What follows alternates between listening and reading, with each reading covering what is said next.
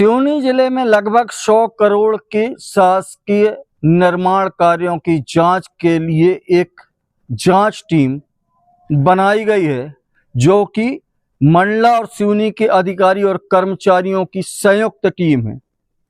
मुख्यमंत्री सड़क योजना और अधोसंरचना योजना से वर्ष 2024 में सिवनी जिले के 5 विकास खंडों में विभिन्न ग्राम पंचायतों में पुल, पुलिया, रेपटा, सड़क आदि छोटे छोटे कामों के लिए एक बड़ी राशि आहरित की गई थी। और जब अधोसंरचना योजना की कार्य योजना बनाई जा रही थी तो ना स्पाट देखा गया और ना ही वहां पर जाकर उसकी वस्तु स्थिति के अनुसार एस्टीमेट तैयार कर लिया गया। अधिकारियों ने ऑफिस में बैठकर उसका एस्टीमेट तैयार कर दिया और कुछ दलाल नेताओं के साथ मिलकर इस पूरी योजना को लगभग चूना लगाया। जो कार्य सिर्फ 4 से 5 लाख रुपए की लागत में किए जा सकते थे, उनको शासकीय एस्टीमेट में 24 से 25 लाख रुपए उसकी राशि रख दी गई। ये कार्य कितने धरातल पे हुए और कितने कागजों में निपट गए, अब यह 5 सदस्यीय टीम स्पॉट में जाकर निरीक्षण कर रही है, जांच कर रही है। हालांकि इसके जांच का हश्र क्या होगा यह तो भविष्य में देखा जाएगा। दरअसल सिवनी जिला अधिकारी और कर्मचारियों के लिए भ्रष्टाचार की एक प्रयोगशाला सी बन गई है। अभी पिछले दिनों पुलिस का एक बहुत बड़ा मामला आपने सुना होगा।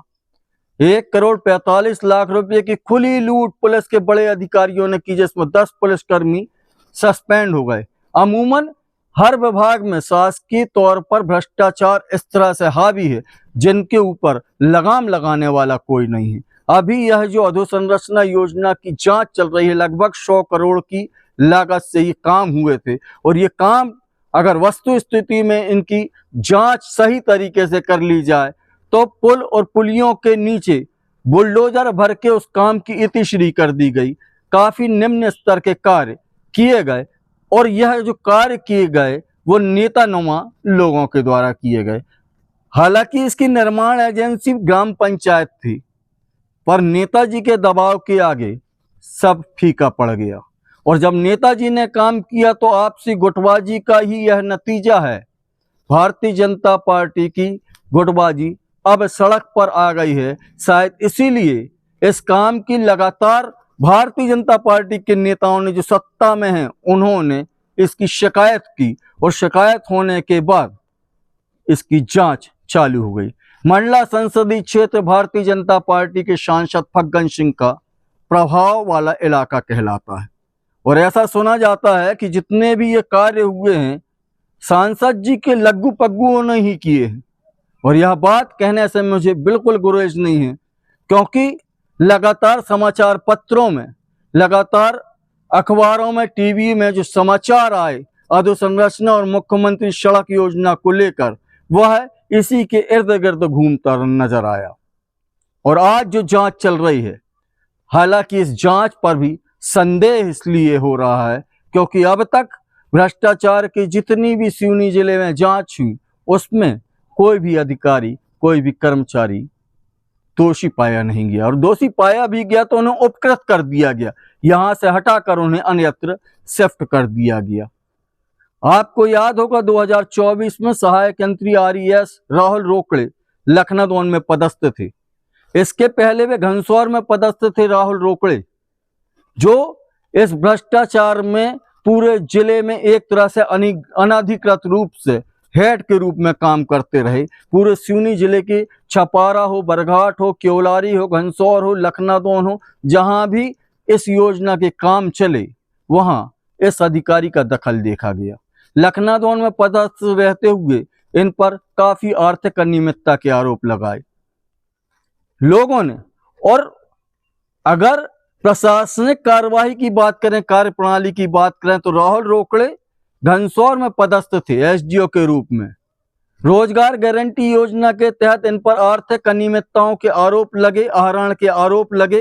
कलेक्टर ने इन्हें सस्पेंड कर दिया और प्रशासनिक व्यवस्था का आलम देखिए कि दूसरे कलेक्टर ने सिवनी जिले के अंदर ही इन्हें लखनऊ जैसे बड़े आदिवासी जनपद में पुनः सहायक यंत्री के रूप में पदस्थ कर दिया। फिर इनके खिलाफ जो माहौल तैयार हुआ, उसके बाद इन्हें पुनः उसी घनसोर ब्लॉक में पदस्थ कर दिया गया। यह कहानी थी। उस समय उपेंद्र मिश्रा सिवनी में आरएस के हेड हुआ करते थे, ईसाप कहलाते थे, जब अधोसंरचना योजना की कार्य योजना बनाई जा रही थी। अभी वो स्थानांतरित हो गए हैं और उन्होंने कहते हैं कि माननीय न्यायालय में अपने स्थानांतरण को रोक लगाने के लिए प्रार्थना पत्र दर्ज किया है। तो सिवनी जिले से अधिकारियों का मोह आखिर भंग क्यों नहीं होता, क्योंकि यह पूरा जिला लगभग आदिवासी बाहुल्य कहलाता है और आर्थिक दोहन करने के लिए पूरा शासकीय अमला एक तरह से आतुर होता है। अभी जो जांच चल रही है, इस जांच का परिणाम क्या होगा यह तो भविष्य की गर्त में है, पर यह जो जांच चल रही है भारतीय जनता पार्टी की अंतर कलह को सड़क पर लाने का काम कर रही है। शिकायत भी भाजपा के लोगों ने ही करवाई और उन लोगों ने करवाई जिन्हें काम नहीं मिला, और आज पूरी पार्टी इस जांच को लेकर सख्ते में भी है। वो लोग भी सख्ते में हैं जो ठेकेदारी कर रहे थे, क्योंकि कार्य की वस्तु स्थिति, कार्य की धरातलीय अवस्था जो है वह काफी निम्न स्तर की है। जांच अधिकारियों की अगर बुद्धि काम कर गई, उनका स्वविवेक जाग गया, उनका आत्मसम्मान जाग गया, तो निश्चित रूप से मध्य प्रदेश सरकार की इस योजना, मुख्यमंत्री सड़क योजना और अधोसंरचना योजना में जो भ्रष्टाचार की आशंका व्यक्त की जा रही है, उसमें निश्चित रूप से एक बड़ा आर्थिक घपला देखने को आएगा। पर वह बात कब सामने आएगी और जांच किस हद तक होगी, कहां तक पहुंचेगी और कहां इसका पटाक्षेप होगा, यह कोई नहीं कह सकता, क्योंकि अभी जो दौर है वह दौर आर्थिक दोहन का दौर है।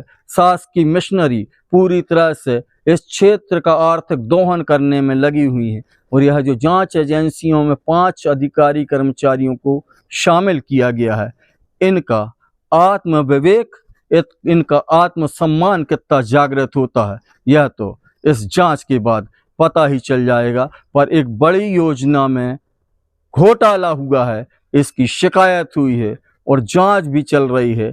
4 व्हीलर गाड़ी में 5 सदस्यीय टीम गांव-गांव पहुंचकर उन हुए कामों की भौतिक स्थिति को, वास्तु स्थिति को परख रही है, समझ रही है। पर कागजों में क्या लिखा जाएगा यह आप भी देखेंगे, हम भी देखेंगे।